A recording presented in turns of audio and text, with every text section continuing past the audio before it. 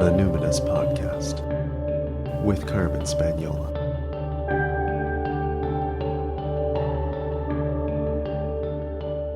Hi there, and welcome to the Numinous Podcast, where we have interesting conversations with everyday folks about the mystery of life.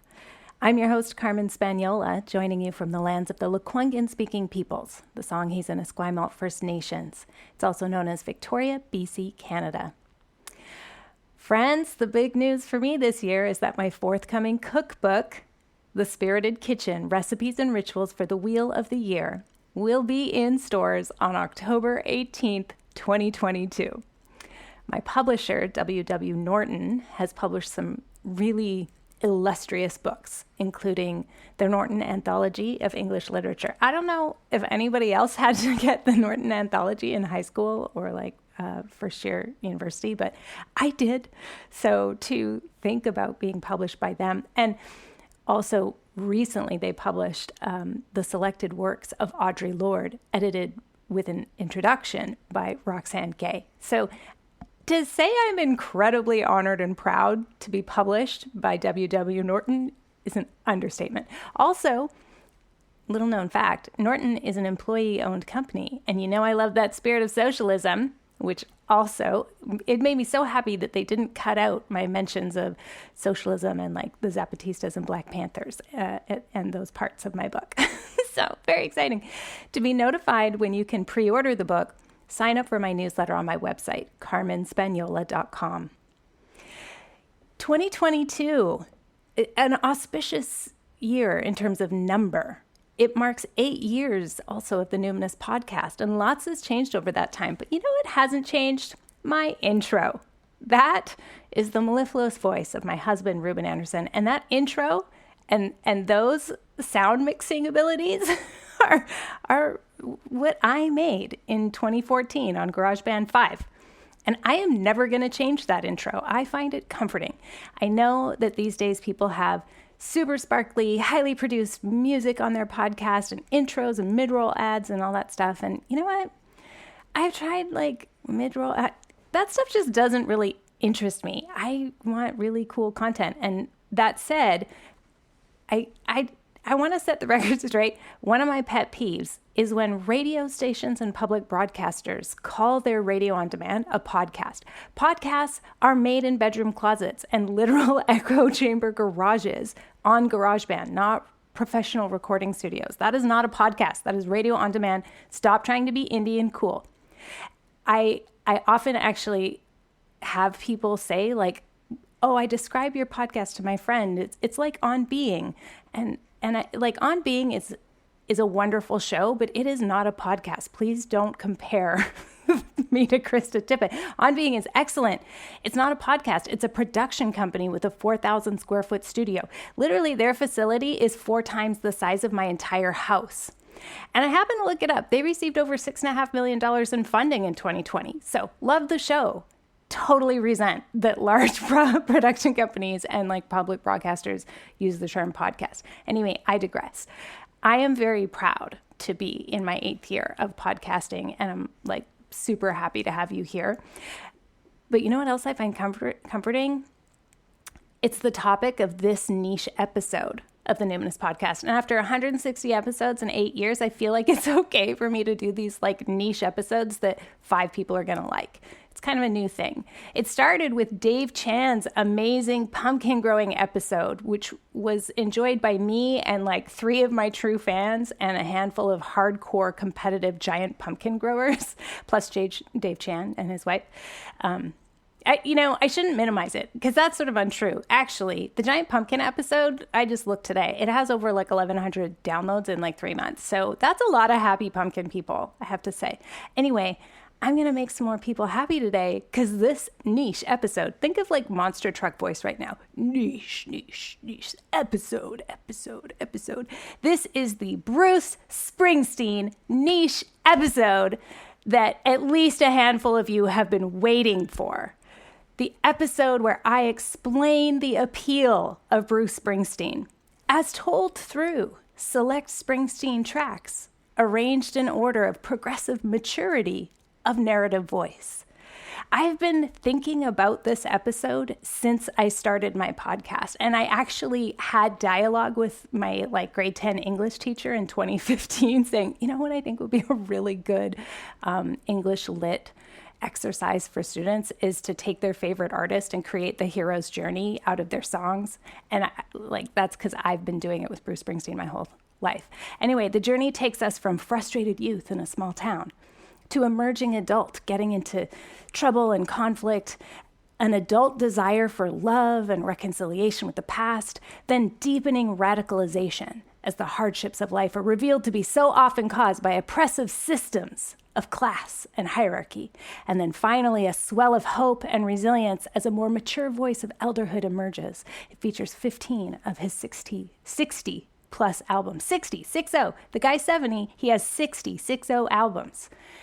15 of those albums are in this playlist. So I've created this playlist in Tidal, but you only get 1 week free on Tidal. I couldn't, my show is on Spotify. I just couldn't bring myself to, I didn't want to send. Anyway, I'm going to add a list of each track and the specific album it appears on because the specific recording matters. Of course, there are many recordings of different songs of his, and it's the versions that make a big difference for me.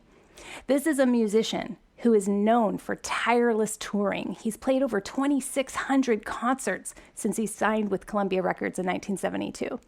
But of course, he had a career before that. Bruce Springsteen has been the frontman of a rock and roll band since his first gig as a 17-year-old band, and his band was called the Castiles, started in 1965. He's never had any other job since. For folks who are new to Springsteen and think he's the voice of the working man, he's never had a working man job, not a day.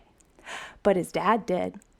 His dad had lots of jobs. It was hard for his dad to keep jobs. So partially that was because of declining industrial jobs around New Jersey that really intensified in the mid-60s. But it's also because Bruce's dad was an alcoholic with an undiagnosed mood disorder of depression and schizophrenia. And that became a defining feature of Bruce's life and his music, wrestling with intergenerational demons and the mirroring of one's family life in the larger decline of America as a country and an idea at the end of the 20th century. And I mean, all I can say is I relate to that upbringing and parental strife. But you might be wondering, why Bruce Springsteen? If you've ever done one of my attachment courses, either Attachment for Parents or my other one online, it's called Secure, the Magical Art and Subtle Science of Attachment, then you've heard me invoke Bruce Springsteen as what we call a competent protector. The notion of a competent protector is one that I learned from my teacher, Diane Poole Heller, when I did my somatic attachment repatterning training. So it's kind of like a cross between attachment therapy and somatic experiencing. Anyway, the idea is that a competent protector is someone who's both strong and nurturing. So they'll not only protect you, they'll put themselves between you and harm. They're not a bystander, but they're also really sensitive. If you stumbled or made a mistake or embarrassed yourself or failed, they would be there by your side, consoling you, validating you, mirroring you, encouraging you, probably telling you that they'd done that too. And that is very much what the music of Bruce Springsteen has been for me. He's been quoted as saying there's two kinds of music. One to clean your house to, and music to change your life to. And my friends, he makes both. If you listen to the lyrics, and this is key, my friends, it's the songwriting. He's a songwriter. If you listen to the lyrics, he is constantly telling you that you were born for more than someone's table scraps, be they economic or emotional. He's constantly saying that there's something better a little further on up the road, and that failure and alienation are part of the human condition and are survivable, and that you're not alone. And he believes you can take just one more step. His songs are about shirking the yoke of family trauma. They're about escaping from dead-end paths and dead-end towns, and eventually they're about class and capitalism and inequity. Finally, they're about how much we need each other, how important love is, and about the joy of co-creation and dreaming together of brighter futures in spite of harsh realities. If you're a big time Bruce fan already, you can probably just listen to my list of songs I'm going to share and like hear them in your head and know which lyrics I'm referencing when I describe the tone and texture of a track. But if you're new to the music and you're just sort of coming around to Springsteen as a phenomenon, you may want to listen to me describe a track and then listen to the song. So again, you can like be like a DJ and float between my editorial and Springsteen's performance by going to the show notes at numinouspodcast.com. Or if you're on Tidal, you can look for me, Carmen Spagnola. You can also look for a playlist called Bruce Springsteen Soundtrack of a Life. So you'll need a credit card to set up an account, even like if it's going to be free, if you want to listen on Tidal. But yeah, you have a few options here. You can go through your own music provider or even just YouTube looking for the exact recordings I've listed in the show notes at numinouspodcast.com. So, okay, whatever you decide to do, here we go. Let's begin. On October 27th, 1975, the day before I was born into this world, Bruce Springsteen appeared on the cover of Time magazine, heralded as rock's new sensation. He was described as the new sound of rock and roll. But let's back up just slightly. Track 1. It's called Growin' Up, and it's from the album Greetings from Asbury Park, New Jersey, released in 1973. So we begin in 73 with his first major album. This album is probably why people felt he was kind of a juiced up, electrified Bob Dylan. And like, how would I describe it? Greetings from Asbury Park, New Jersey is an extremely personal album. Growin' Up is not the most well-known song, or it's not the most successful track by far from this highly acclaimed, but commercially kind of soft debut album. The most well-known track from this album, again, by far, is the song Blinded by the Light. Again, it's a great example of why people compared him then to a more highly arranged Bob Dylan. The lyrics are numerous and kind of rambling, basically incoherent. It's kind of like he's got a joke and you're not in on it. In that way, it's kind of, I'm just going to say it, it's kind of adolescent. In fact, it's been said that he wrote the song Blinded by the Light using a rhyming dictionary. And I'd love to know if that's true. The song kind of sounds like it's true. I mean, I'm very glad he evolved beyond this style. In fact, I think this style was evolved, you might even say perfected, just a few years later by Manfred Mann's Earth Band. They took the song Blinded by the Light to number 1 in 1977. Their classic arrangement of that song sort of sounds like if Bruce Springsteen and Liberace had a baby. And it's like perfect. It is the sound of 1977. It's exactly what that song wants to be. Like really elaborate and done to the 10th degree. Maybe Elton John could do this one really well too. I could totally imagine Elton John arranging the song, but Manfred Mann beat him to it. Speaking of songs that Bruce gave away to others to become massive hits, he also co-wrote Patti Smith's biggest hit, Because of the Night. Patti Smith, of course, is another New Jersey native. That amazing track was then also covered by Natalie Merchant and the 10,000 Maniacs in their MTV Unplugged album in 1993, the year I graduated high school. I listened to that album again and again and again. So two-time massive hitmaker Springsteen with that song, not to mention a techno version of Because of the Night that was huge in Latin countries the year before 10,000 Maniacs did it. Also, Bruce wrote Light of Day, which was a huge commercial success for Joan Jett in 1987. And though I love giving props to his origins in Asbury Park, New Jersey, and that kind of like freewheeling joy of his music from that time, like I said, I'm an amateur, but it sounds kind of immature to me. It just sounds like something that, like a 20-something wrote. And of course, he was like 23 or something at the time. So let's move to track 2. Born to Run, from the album Born to Run, 1975. Okay, so this is where we're going now. Springsteen put out 2 albums in 73, both kind of meh. Like, okay, there's something there, but like, now this. This third album, titled Born to Run, is so cinematic.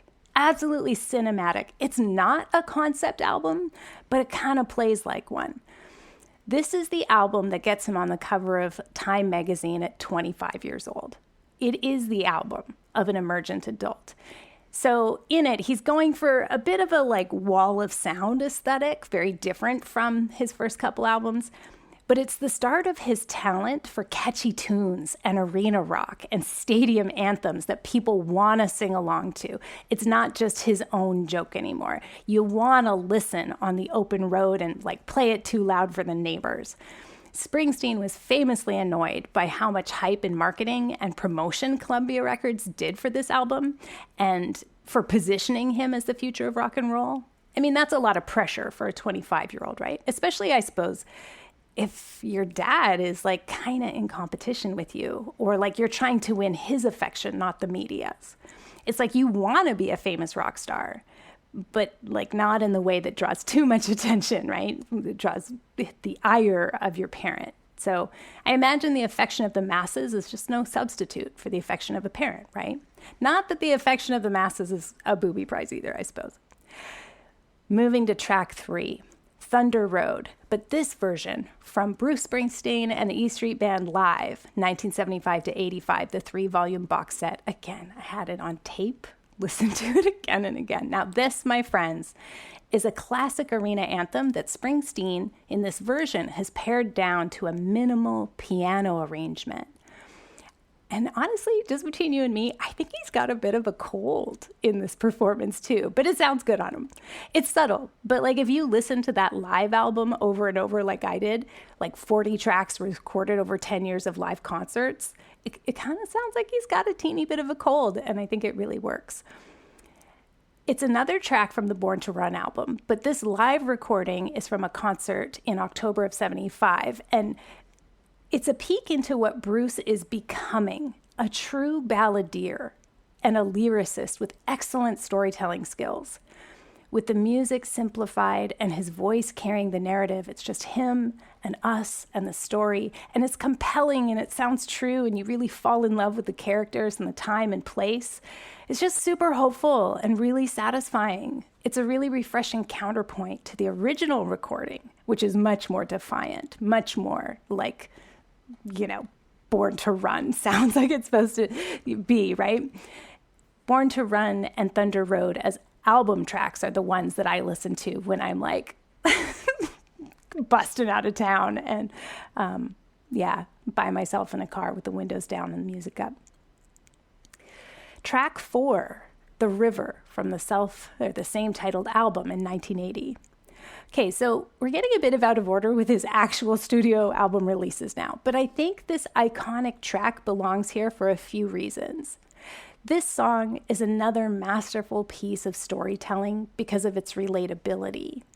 What family doesn't have a story of 2 kids who get knocked up and their life just totally detours, right? But what makes this song so powerful, aside from the timeless themes, is its haunting quality.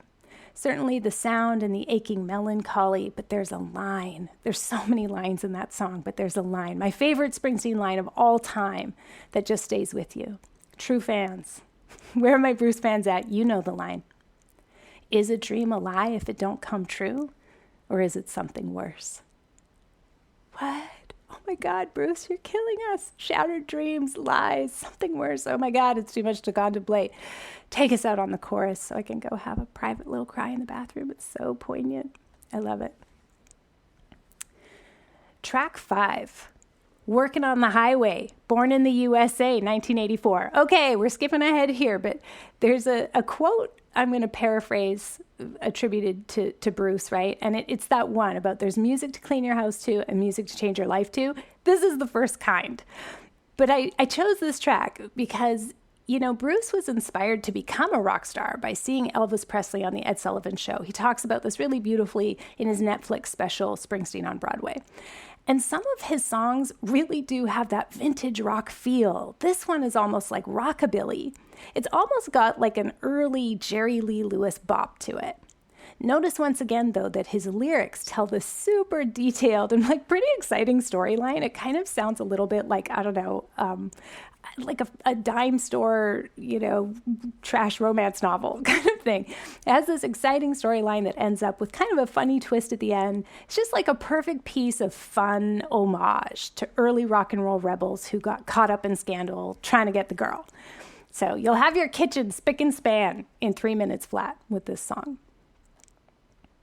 Track 6, Johnny 99, Bruce Springsteen and E Street Band Live, 75 to 85. This song is actually from his 6th studio album, Nebraska, which came out in 1982. It was a very new style of album for Bruce because he recorded all the songs himself without the E Street Band, just his voice, a guitar, and sometimes he recorded his own harmonies or an electric guitar, but he just did it on really basic equipment. It's sort of like just him as a one-man band. And the whole album is full of somber stories of down on their luck dudes. But with this version of the song from the live album, you can tell he's singing this character's story to a stadium full of people. And it sounds like he really cares. He cares so bad that this guy has not been respected or listened to and is being treated unfairly by an oppressive system. In this song, Johnny 99 is being given a death sentence for a crime of desperation.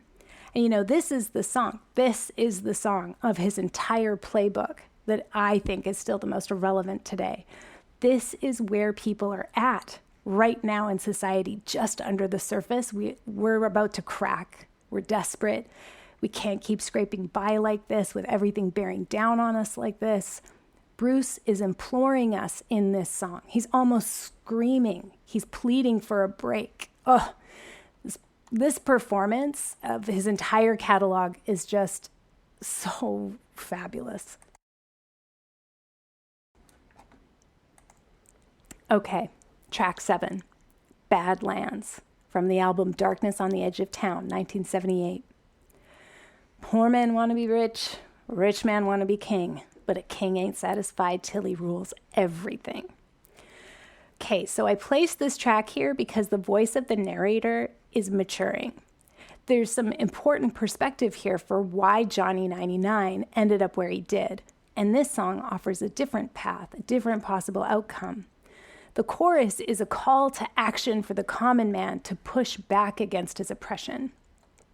If you haven't seen Gurinder Chanda's 2019 film, Blinded by the Light, the coming-of-age story of Javed, a British Pakistani Muslim teenager whose life is changed after he discovers the music of Springsteen in the Thatcher-era England, I commend to you, my friend. Go rent it this weekend. It is such a heartwarming, uplifting story. It's based on a book by Sarfraz Manzoor, a British journalist and frequent contributor to The Guardian and the BBC. It's about how Springsteen's music influenced him growing up in England in the 80s. Anyway, there's a scene in the movie where Javed and his best friend Roops confront some bullies by quoting this song, and it's for fans, it's just like a chef's kiss moment of a time when a Springsteen lyric is just so perfect for the moment. Anyway, this song is about class struggle and a critique of capitalism. And it has a quality of being sick and tired of this shit that makes it really good for turning up loud again while you're driving fast out of town. Track 8, Dancing in the Dark, Born in the USA, 1984. More music to clean your house to! Or could it change your life too? Of course, we know it changed Courtney Cox's life since her career was launched when she was pulled up on stage in that famously hammy scene from the 1985 MTV Music Video Award winner for Best Stage Performance in Video. That was won by Dancing in the Dark, and Courtney Cox's face became the face of every woman who just would fantasize of being in front row at a Springsteen concert. And you would be forgiven for thinking I've only got this song on the list because Bruce is just such a fox in this video. But actually, this is another song with an exceptionally thoughtful lyric for a pop hit. It deals with creative angst an alienation, and a deep need for connection. It has real relevance in these pandemic times, almost 40 years later. 40 years! Oh my God. Okay, track 9, I'm on Fire, Born in the USA, 1984. Okay, this one is on here just because it's so fucking sexy. If a song was a thirst trap, my friends, oh my God, I can't even talk about this one publicly. I feel flustered. I have to take a sip of my drink here. Okay, back to business here. Track 10, Human Touch, from the same titled album, Human Touch, 1992. Okay, still super sexy, but again, now with more maturity. Now, this is going to be a controversial pick for my hardcore fans, and I'm just going to say, I know you're yelling at me through your music player right now. People really hated these albums. So for folks who are new to Springsteen, just so you know, people hated these albums. Like, they were panned when they came out in the early 90s. Maybe just because people were bitter because he dissolved the E Street Band and, like, fans were mad.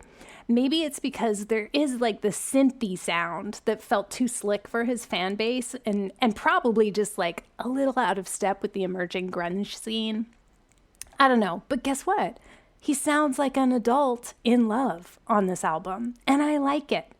This song is like a pragmatic petition to someone to love you.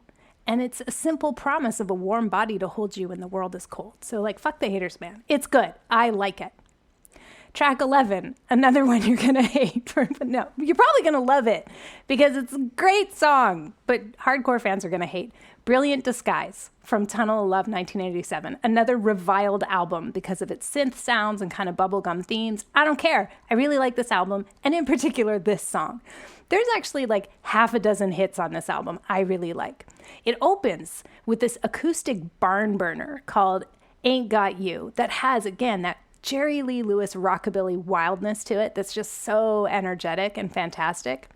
Anyway, this is the period where Bruce is figuring out that life isn't all about your dad and your hometown and who people said you were or could be. Life is about who loves you and who you love.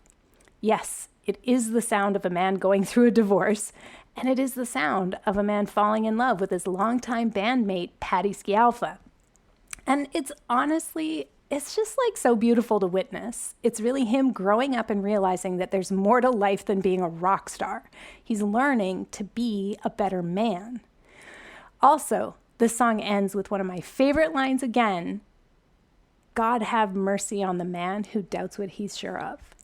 God, he's so good at leaving you with like a chilling line that just unsettles you about like how it shakes your confidence that you kind of know what's what in life, but super thoughtful and reflective. Track 12, My Hometown, from the Born in the USA album 84. Another song whose themes are as relevant today as they were in the 80s, sadly. It's about the sad decline of the American city and the demise of the dreams we had of a future that's brighter than the past. I mean, there's not much more to say about it. Just listen to the lyrics. It's a working man's blues song. It's about the effects of racial and economic inequity. It's just a sad song, man. But what's extra beautiful about it is that it's written as an ode or like a story, a connection point between a father and a young son. I imagine it was a very corrective experience to write a song that, I don't know, that just expressed so much tenderness and concern and parental care towards a child. Track 13, Born in the USA, from the Born in the USA album. Okay, I have to tell you, this song is probably my least favorite Springsteen song of all time. And in that way, I'm in step with the masses of Bruce Springsteen's hardcore fans. I don't hate it. It's just that driving chord, it's repetitive. Anyway, I include it here though, so we can set the record straight for folks who don't quite understand. what this song is about. If this song is how you know Springsteen and you don't get the song, you don't get Springsteen. The sheer irony of this song ever being presented as a jingoistic pro-America anthem is just like overwhelming. It's like hard to endure for 40 years. It is literally the opposite of that. Born in the USA is an indictment of America's involvement in the Vietnam War and specifically the treatment of that war's veterans. That's what it's about. I don't need to say anything more about it than that. You don't even have to listen to it. Just read the lyrics. It's not a pro-America song. It's irony, my friends. It's irony. Okay, moving along. Track 14. A nice counterpoint to Born in the USA, maybe a little more understandable for folks. It's called Bring 'Em Home from the We Shall Overcome Seeger Sessions album of 2006. So here is his anti-war sentiment that has matured into this song, in which he kind of sounds like a lost member of the Traveling Wilburys. For as much as he didn't like being compared to Dylan, I mean, doesn't this sound like he should have been in the Traveling Wilburys with Dylan and Tom Petty and Roy Orbison and George Harrison? I bet he was like jelly as hell when they came out with that album. He probably loved that album, The Traveling Wilburys. We Shall Overcome has kind of a similar feel as an album. It's kind of like listening to a big, huge jam session of truly amazing musicians and singers, and they're all just having a really great night. This is a smaller sounding track, but the harmonies really lift the message of this song. It includes some updates to Pete Seeger's really famous anti-Vietnam protest song by a similar name, but it's like updating it as a call to end the Iraq War. So there's like some really big sounding, fairly celebratory kind of gospel and revival sounding songs on this album. This one's just like a bit quieter and easier to miss, but go back and revisit it. It's a really beautiful anti-war song. Track 15. The Ghost of Tom Joad from the album The Ghost of Tom Joad, 1995. So Springsteen had a solo, kind of mostly acoustic album with Nebraska in 82. And then the next time he releases something as like pure sounding and brave as that is this folk album in 95, The Ghost of Tom Joad. Tom Joad, of course, being the main character in John Steinbeck's book, The Grapes of Wrath, set in the Great Depression. This album was so committed to telling the stories of the poor and the unhoused and the downtrodden that it was criticized as being too depressing to really appreciate. It was deep and thoughtful as a piece of work, but and you know, I kind of agree with some of this criticism. It is kind of like he's mumbling his way through it. And so sometimes the arrangements and the way he performs it make it a bit hard to follow the stories. So you've really got to read the lyrics to follow the plot. But what's awesome about that is it really does sound like the album of a man who doesn't give a shit whether it sells or not. You know, he cares about these stories. And it's like he's living them while he's singing them. He just loses himself in the performance of them. It's like there's dramatic Bruce, and then there's theatrical Bruce. So dramatic Bruce does impassioned Thunder Road at the piano in like a stadium, you know? But like theatrical Bruce does a one-man acoustic show for an album that probably only has 1,000 true fans, right? I respect him for it. I like it. This is a great song. Track 16, Devils and Dust from the album Devils and Dust, 2005. So 10 years on down the road, Bruce basically writes another Ghost of Tom Joad album, but this time it's more catchy and it's less lonely. So this is his third acoustic album now. And his folk here has more of a roots music kind of sound. It's probably his most critically acclaimed album and his only Billboard #1 album without the E Street Band. Why do I love this song? Why do we love this song? Because once again, it's an anti-war song about disillusionment with the Iraq War, but it's written from the perspective of an active duty soldier doing his best in a morally compromising situation. There's no question Bruce is anti-war and has been since the beginning, but with this song, he's giving voice to people who start out thinking they're doing the right thing and like end up just not knowing how to backtrack or find redemption. So it's complex, and I appreciate that complexity. Track 17, Shenandoah, from the We Shall Overcome album 2006. Okay, here we are, back in the Seeger sessions, which in many ways are the progression of Springsteen's solo acoustic and folk forays to kind of come full circle back to what he does best, big ensemble productions, this time performing from the Great American Folk Songbook. Shenandoah is a traditional song from the 1800s that seems to have originated with Canadian and American voyageurs, but eventually it spreads around the world as a sea shanty. And anyone who knows anything about my husband knows he's been part of a sea shanty song circle for over 25 years. So I have a bit of a soft spot for Bruce singing a sea shanty. This version of Shenandoah is really, really beautiful, and it moves through you like a river. I really hope you enjoy it. It sounds like Bruce is making a pivot, turning back towards home. Track 18, Blood Brothers, from his greatest hits album, 1995. I believe this particular acoustic style version of this song was specially recorded for the greatest hits album.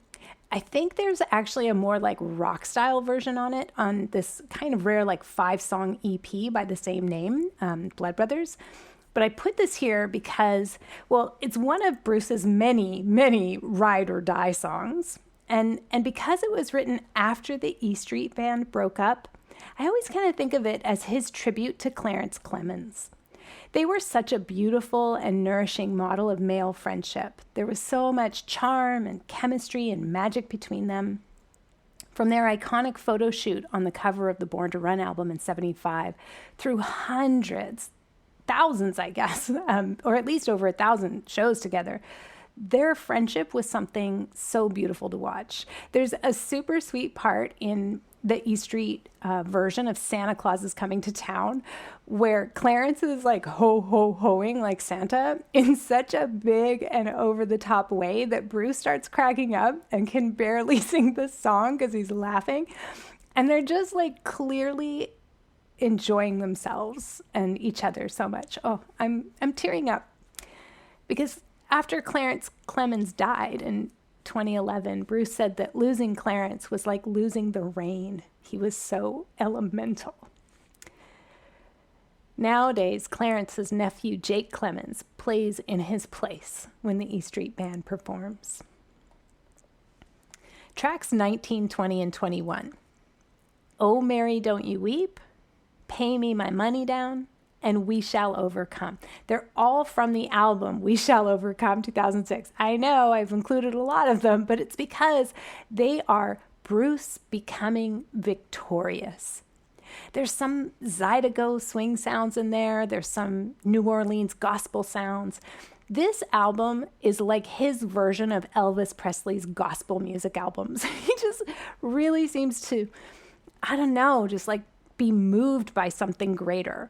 At the end of these songs, instead of his lone voice kind of kicking and punching and dancing in the dark, you know, his voice out in front of the E Street Band, in this album, he's collectivized.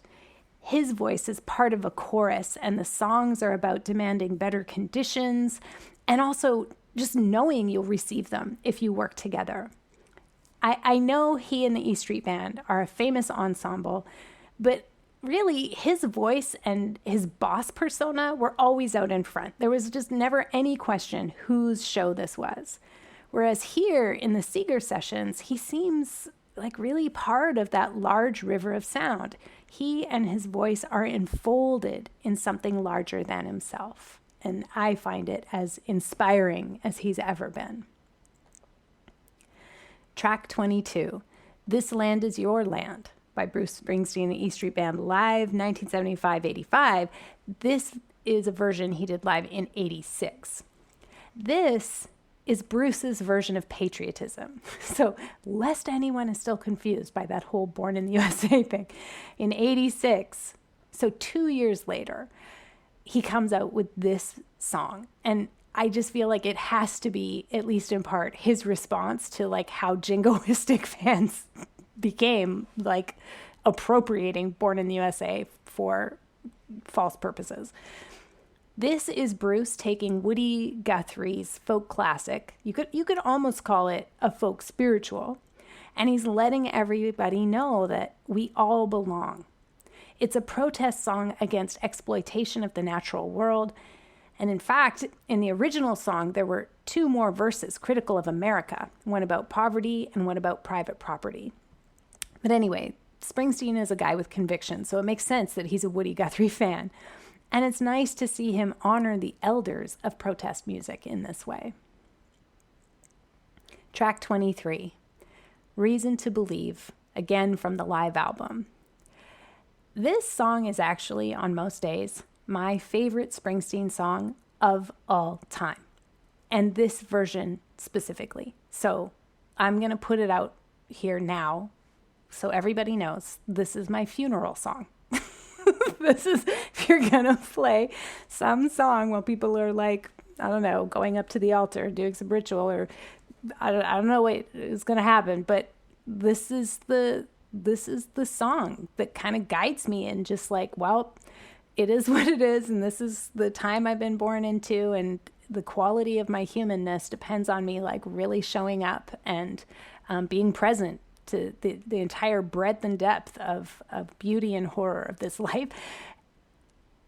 It was originally released on the Nebraska album, but this live performance is so moving and tender, like with the crowd and then the backup musicians, the music kind of like it sort of brings that slightly haunting or haunted feeling of the Nebraska album full circle in the story of a life. So when we place this song here, it's a ballad of resilience. It feels like less about gritty disappointment now.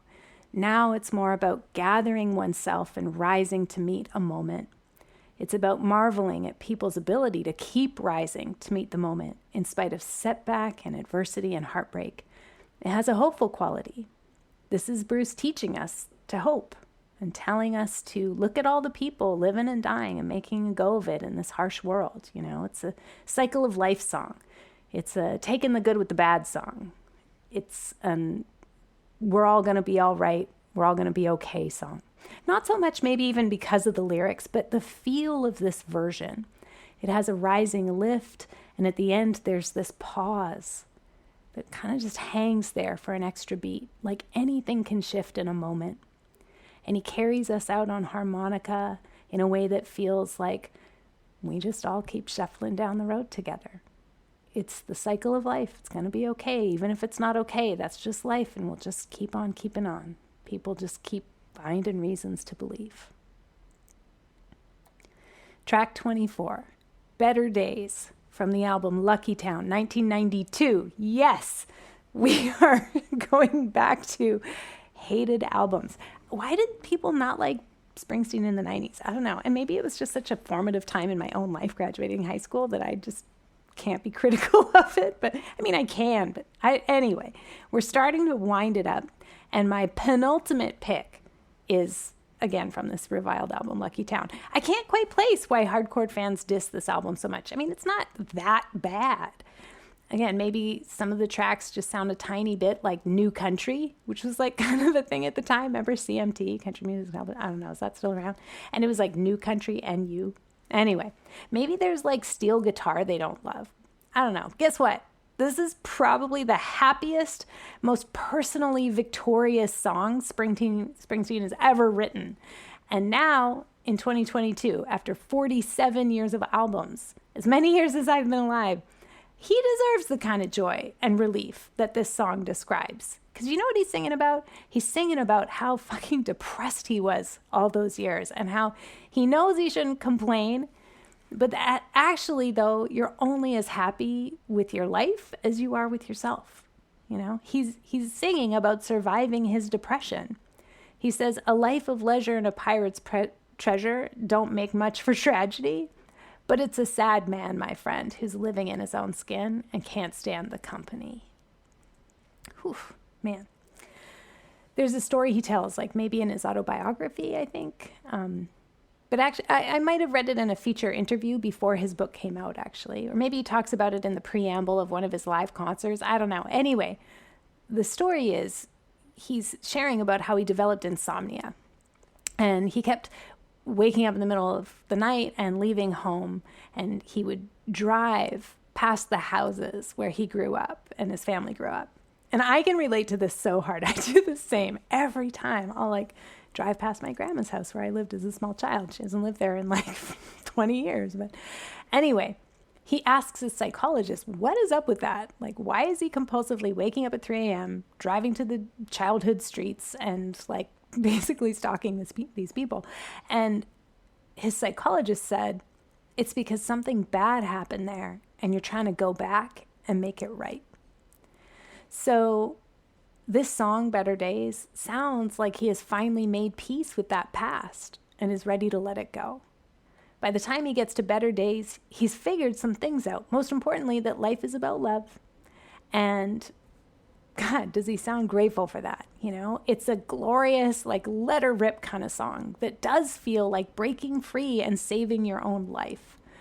What I hear in this song is the older, wiser man's response to Born to Run. Literally, this is where that guy ends up. He ends by saying, tonight this fool's halfway to heaven, just a mile out of hell, and I feel like I'm coming home.